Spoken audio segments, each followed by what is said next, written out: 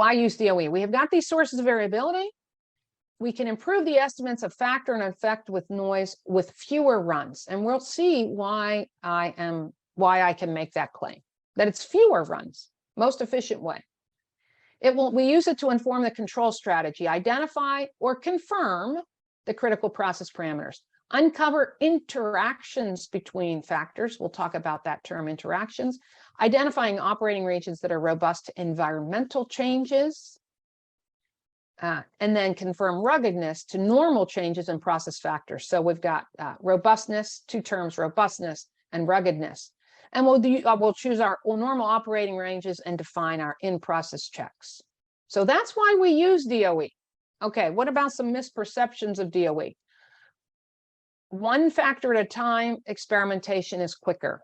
It is not, because it doesn't leverage the beautiful mathematics that enable us to be very efficient with designed experiments. I don't have enough time to do designed experiments.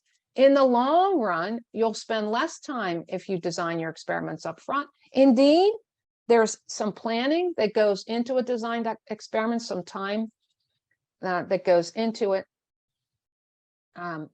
But in the long run, you'll run few experiments, so you'll have more efficient use of time. If I don't get my answer from my first set of experiments, I've wasted my time.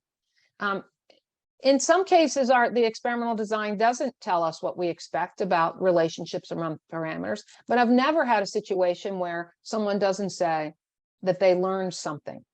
It may not give them their final answer, but it gives them knowledge that they didn't have before. It might even give just knowledge about the noise that they weren't aware of. DOE is useful for only large, complicated problems. Definitely not. You'll see when we talk about interactions between factors, you'll see that it can be even important when you only have two factors. And it's not going to teach me anything I don't already know. That's somewhat related to the second bullet, where I've never seen a situation where the DOE doesn't teach us something.